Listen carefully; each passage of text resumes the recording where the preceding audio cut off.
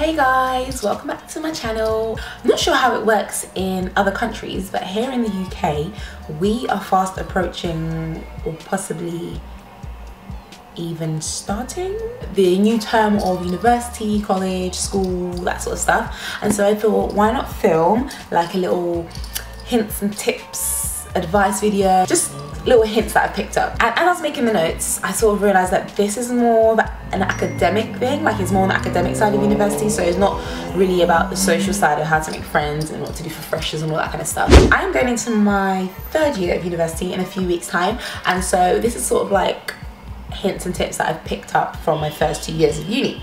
So yeah, without further ado, let us get into it. So uni/college tip number 1, don't buy every book. Those of you who are at uni or college now probably are like, yes, preach, seriously. Your lecturers or your seminar tutors, most of them, some of them will be honest, but most of them will tell you, you know, buy all the recommended sort of reading material, and then you'll come to the end of the year and realize that you probably used one chapter out of that book and you paid like £50 for it. I would say give it a bit of time and to sort of assess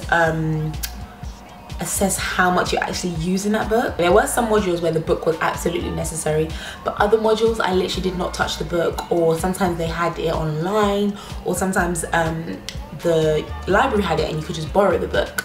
Now a lot of the time when it's a core module book and a lot of people are doing that module, you might not be able to find it in the library, but maybe if you know your subjects already, you can kind of read ahead and kind of borrow the book from like way before anyone else, then that might be fine.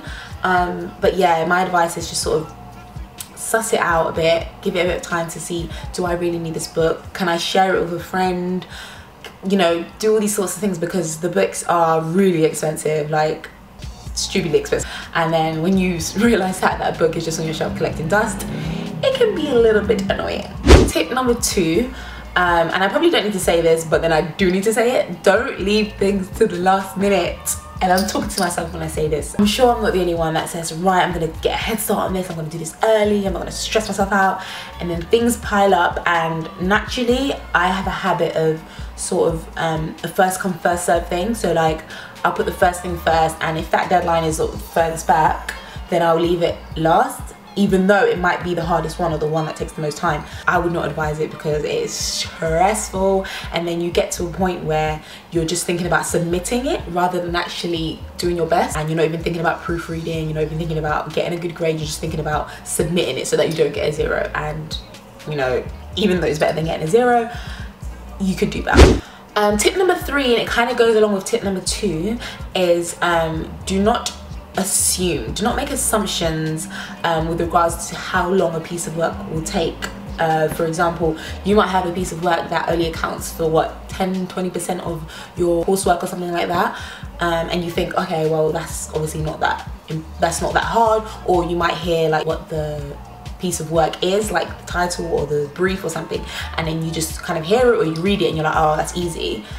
Don't do that. Like, do not do that, because so many times in my first and second, well, more so in my second year, I would like see this piece of work and be like, oh, that's easy, and then I actually get down to doing it and I've left it to the last minute because I think it's easy, and then I am slapped in the face because I'm like, this is much harder than I thought. Even if you're not going to do it straight away, look into it, like start researching straight away, just so you can get a gist of, okay, this is quite difficult, I need this amount of time, or okay, no, this is quite easy, I can kind of like, you know, give it a short amount of time to sort of work on it. Seriously, do not assume, because when you assume, you make an ass out of you and me, but basically me, but you, because you are the person. Tip number 4, and kind of goes along with tip number 2 and 3, be realistic with your time. Sometimes I'm like, right, I'm gonna be so organized and I put everything in my calendar, but it's not realistic, because I'm like, okay, so I'm gonna wake up at 6 AM, I'm gonna get to the library for 7 AM,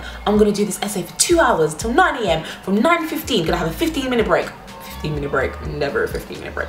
At 9:15, I'm then gonna turn to this module, I'm gonna do this for 3 hours, and then I'm gonna, no, be realistic. Well, I know I'm not gonna wake up at 6 a.m. first of all, unless I'm having a really good morning. Maybe I did get to the library at 7 a.m. but then realistically, am I gonna work for 2 hours straight, like solid, no breaks, then to take a 15-minute break, which is never a 15-minute break because Chipotle is down the road and you've got a queue in the line for like 10 minutes, and then you've got to go to the toilet, and then you see your friend in the corridor and you're like, oh my god, hey girl, and it's like never 15 minutes. So be realistic, even if it's like giving yourself an hour, because sometimes if you did do the 2 hours solid, you're gonna need it. Well, I'm gonna need an hour to sort of recuperate.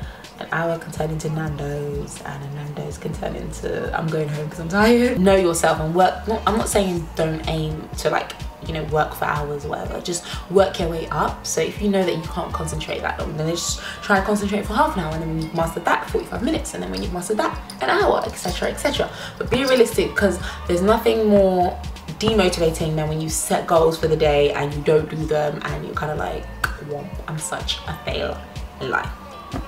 Tip number 5, are we on number 5? I think, is to be organized, but not too organized. How do I explain this? Okay, so me in my especially first year, you know when you're like the new student and you've got all the new stationery and the new pencil case, I try to organize myself beyond what I actually know. So I'm like, all right, I'm gonna have this folder for this module and this for this. The thing is, every module and every sort of subject is different, and so trying to sort of be organized before you even know what you're gonna have on your plate is quite difficult. For example, if you give yourself, all right, okay, so I've got this notebook and I'm gonna split it into 4 because I have 4 modules, and I'm gonna have this space for that and this space for that. And what I found is that for a certain subject, like when I did French, I didn't write anything in that section because we had a workbook that we worked from, whereas another module I would literally take so many notes, and so that wouldn't be enough space, and then I have to get a new book, and it would just like mess up my sort of flow of work because I have to go to this book and this book. So does that make sense? Like, be organized. Of course it's great to be organized, but sort of maybe wait until you've sort of sussed out your modules and like got to grips with it before you decide, okay, this is how I'm gonna organize this module, and this is how I'm gonna organize this module. Does that make sense? Yeah. Okay, so tip number 6, last but not least, definitely not least, if anything, probably like, if you grasp this, you can save yourself so much frustration and anger. Anyone that has been in this situation will understand, and that is to pick your groups carefully. Let me repeat that. Pick your groups, say it with me now,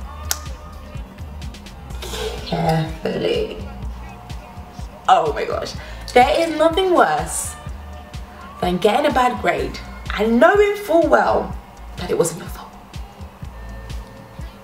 The fact that your grade, so much of your grade is determined by the work of other people, and that group sabotages you, then it's a bit annoying. But hey, don't be so quick to make friends that you're just willing to jump in a group with anyone because, oh, I want to be friends with them, so you know, I'm gonna be in a group with them. Or what I did, where they're like getting groups, and it's kind of like, oh, hey, hello, next to me, I'm gonna be my group.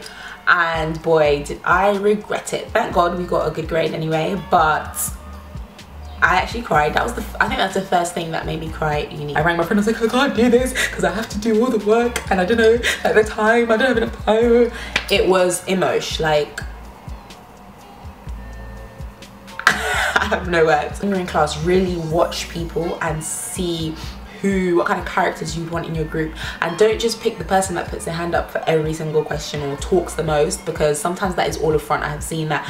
I'm like, yeah, oh my gosh, he's so interactive, he speaks a lot, he's so confident, he'll be great for the presentation, etc, etc. You see someone who does work hard, who's diligent, who's always on time, sits at the front, you know, not in an arrogant way, but just in a humble, wants to learn sort of way. They're probably the best people to work with. But also try and pick people who you think you'd get along with, whether they're like smart or not.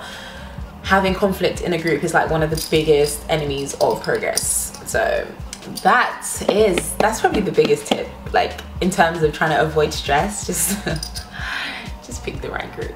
That that is, I think that's all I have. And I hope it was helpful. If you think it was, then please give it a thumbs up. So let me know if you are at uni or college. Let me know what you're studying, like how you're finding it, what year you're in, stuff like that. Thank you for watching. I will see you in my next video. Bye guys.